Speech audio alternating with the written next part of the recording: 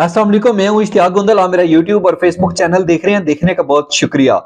कुछ अर्सा कबल जब दुनिया के मुख्तलिफ ममालिक में कोरोना वायरस ने लोगों को अपनी लपेट में लिया, तो उसके बाद ये कोरोना वायरस इतनी तेजी से फैला और इसने कई ममालिक की जो अंदरूनी सूरत हाल थी, जो उनकी मुआशी सूरत हाल थी, उसको बिल्कुल हिला कर रख दिया और लोगों को इतना डैमेज किया इस कोरोना वायरस ने कि बहुत सारे लोग जो एक खुशहाल जिंदगी गुजार रहे थे वो कब्ल रहम हालत में आ गए। फिर बज़ाहिर ऐसा लगा कि शायद अब जो कोरोना वायरस है उसके फैलने का खदशा दम तोड़ चुका है। अब ये कोरोना वायरस जैसी वबा है, ये किसी को अपनी लपेट में नहीं लेगी और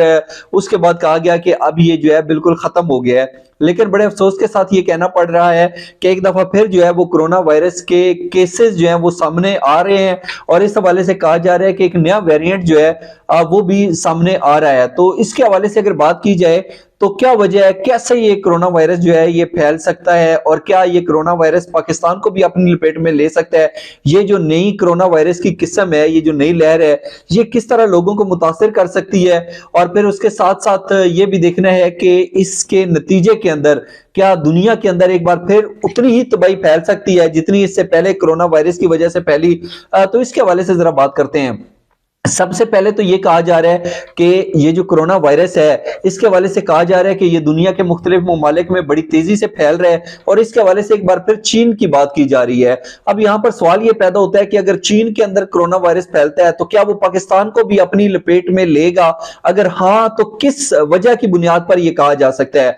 इसके हवाले से नेशनल जो है कमांड एंड ऑपरेशन सेंटर है, उनकी तरफ से बड़ा वाज़ेह तौर के ऊपर इस खतरे से आगाह किया गया है कि जो कोरोना वायरस है इसका जो नया वेरिएंट है वो पाकिस्तान को भी अपनी लपेट में ले सकता है। और बुनियादी तौर पर इसकी जो वजह बताई गई है वो ये बताई गई है कि चीन के अंदर कोरोना वायरस की नई जो किस्म है, जो एक नया वेरिएंट है, वो अगर वहां पर आता है और वहां पे जिस तरीके से इम्कानात हैं कि वहां पर ये कोरोना वायरस के केसेस जो है इसके अंदर इजाफा हो सकता है, तो उसके बाद कहा जा रहा है कि ये नया वेरिएंट जो है ये पाकिस्तान को मुतासर कर सकता है। और इसकी बुनियादी तौर पर दो बड़ी अहम वजूहात हैं। एक तो ये है कि चीन के अंदर आप देखते हैं कि वहां पर जो लॉकडाउन है वो खत्म हुआ और लॉकडाउन के बाद लोगों को बिला रोक टोक, बगैर किसी रोक टोक के सफर की इजाजत दी गई। और उसके बाद पहले भी इसी तरीके से हुआ था और पाकिस्तान के अंदर जो कोरोना वायरस के केसेस फैले थे उसके अंदर चीन भी एक बड़ी अहम वजह के बना कि उसकी वजह से पाकिस्तान के अंदर कोरोना वायरस के केसेस में इजाफा हुआ। अब भी बज़ाहिर यही कहा जा रहा है कि जो नया वेरिएंट है ये पाकिस्तान को अपनी लपेट में ले सकता है और ये बड़ा नुकसानदेह साबित हो सकता है। वो कैसे पाकिस्तान को अपनी लपेट में ले सकता है उसके हवाले से हमने बात कर ली है। लेकिन यहाँ पर फिर ये सवाल पैदा होता है कि ये जो कोरोना वायरस है क्या ये पहले की तरह ही है, पहले से मुख्तलिफ होगा और क्या ये पहले से ज्यादा खतरनाक हो सकता है? अब डेफिनेटली मैं कोई डॉक्टर तो नहीं हूं, ना मेरी एक्सपर्टीज है, लेकिन जो अब तक की इतलात सामने आई है, लोगों से पूछा है, लोगों के साथ डिस्कशन हुई है, या जो मीडिया रिपोर्ट्स के जरिए चीजें मुझ तक पहुंची हैं, तो वो तो यकीनी तौर के ऊपर जो है वो कोई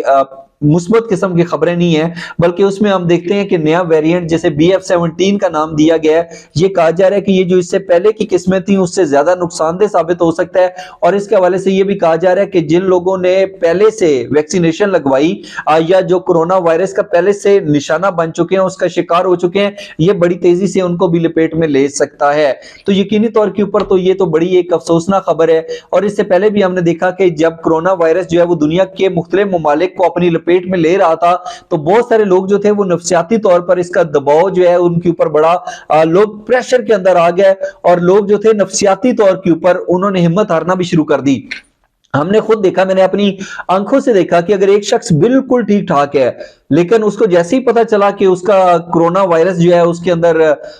उसके अंसर मौजूद है, तो उसके बाद हमने देखा कि नफ्सियाती तौर के ऊपर वो शख्स जो था वो बिल्कुल बदहाल नजर आया। और मेरी आंखों देखा वाकया है कि एक शख्स बिल्कुल ठीक ठाक जबरदस्त तरीके से, लेकिन कोरोना वायरस ने एक इतनी हिजान की कैफियत पैदा कर दी थी, लोगों को इतना खौफ में मुब्तला कर दिया था, नफ्सियाती तौर पर लोगों को इतना दबाव में उसने रखा हुआ था कि लोग कोरोना वायरस का नाम सुनते हुए भी उससे खौफ खाते थे। मैंने खुद देखा कि एक शख्स बिल्कुल ठीक ठाक था, हॉस्पिटल के अंदर गया और बिल्कुल ठीक ठाक हंसते खेलते गप्पे लगा रहा था, लेकिन जब उसको पता चला कि उसके अंदर कोरोना वायरस मौजूद है, उसका अंसर मौजूद है, तो वो शख्स वहां पर ही बेहोश हो गया। तो इसकी बुनियादी तौर पर वजह क्या थी कि कोरोना वायरस का डर, खौफ जिसने लोगों को नफ्सियाती तौर के ऊपर बड़ा कमजोर कर दिया था। इस हवाले से ये कहा जा रहा है कि NCOC ने भी कहा है, उन्होंने भी यकीनदानी करवाई है कि पहले भी कोरोना वायरस से निपटने के लिए पाकिस्तान ने बड़े मौसर और بھرپور انتظامات کیے، اور اب بھی اگر خدا نہ خواستہ یہ کرونا وائرس جو ہے وہ پھیلتا ہے تو اسے یقینی طور کے اوپر کوششیں کی جائیں گی کہ اس کے نتیجے میں جتنا بھی جو بھی جانی نقصان ہے